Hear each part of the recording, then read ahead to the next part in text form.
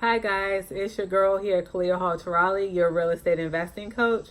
And so what I want to do is talk to you more about how to deal with your fears when it comes to investing in real estate. So let's say, for example, you've already decided that you want to actually wholesale real estate, or you want to be a property scout and you're looking for people who want to actually sell their houses.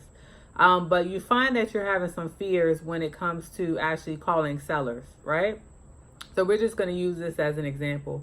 But let's say you have a fear of calling sellers like I did. When I first got started, I actually had a fear of calling sellers, and I had a fear of knocking on doors. I really had a fear of actually just talking to people. That was one of my fears. I used to actually be really shy. So even talking to you on camera right now is something that I used to be fearful of. And so the way that I would get over this is I would deal with it subconsciously. I like to visualize. So what I would do is I would get into a comfortable space and I would start meditating. I would get comfortable. I would do some breathing work. And so I would ask myself, okay, well, what are my fears in reference to talking to people? What are my fears of actually knocking on doors? So I would visualize this and ask myself, well, what were my fears? And I would try to get to the root of it.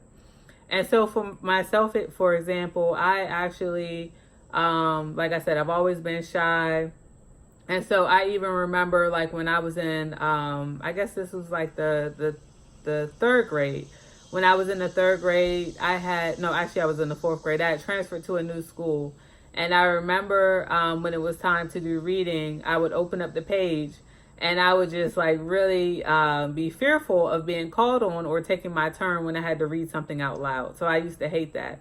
And so, for example, when I'm meditating and when I get to the root of my fear, I like to try to visualize, okay, well, when was the first time that I felt like this? When was the first time that I know as a child that I was just so fearful that, I really just couldn't take action? And so for me, I had gotten to this situation. And so what I would do is I would visualize myself as an adult. So this is more so doing childhood work. If the root of your fear actually goes back to childhood, maybe something that you experienced as a child. But I would visualize myself sitting there as a child. I would see myself sitting there as a child. And then I would also see myself as an adult. And I would help myself through the situation. So I would maybe give encouragement to myself. Kalia, it's okay. It's your turn. You can speak out to other people.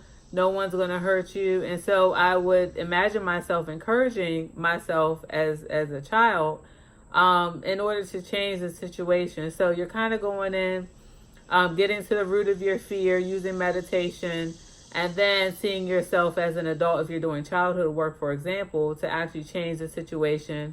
Or like, let's say, for example, you have some fears dealing with money, for example, because that was just one way. But let's say, as a child, you saw that your parent was telling you that, money is the root of all evil, or you weren't having money, your parents didn't want to spend money on you. You could go into that situation and visualize yourself as a child, and you would be the adult, and you would say, okay, well, let's go to the candy store. What would you like to do with some money? So kind of going in and changing your childhood story, dealing with whatever the situation is that you're fearful of, that could be connected to you wanting to invest in real estate. So I hope I didn't make this too complicated. Basically, you want to meditate. You want to actually visualize when you first experience this, right? And then feel how you felt. So again, when you first had that experience, what were some feelings that you felt when you were having that experience, right? And then you want to actually change your subconscious, because see, the subconscious mind, when you change your story, the subconscious mind doesn't really know the difference of whether what you're changing your story to has happened or not. Your subconscious mind doesn't know if it's real or not.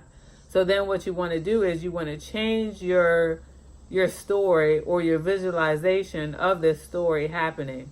And so that's pretty much what I do. And then also, of course, meditation is great. I can share some meditations with you that I've used that have helped me to change my story. Like maybe if I felt like I wasn't valued enough.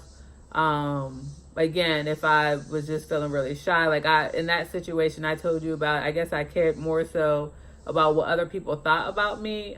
So that's what made me feel like that. And so I had to change that. And again, when you're getting into your real estate, so I was able to go knock on doors. I did have that fear. Even just doing seminars in public, I used to have a fear of that. But then I would move forward in fear. So even though I would still have that fear, I would go in and change it. I would use the affirmations and then still just move forward. So knowing that nothing bad is going to happen to you, it's okay.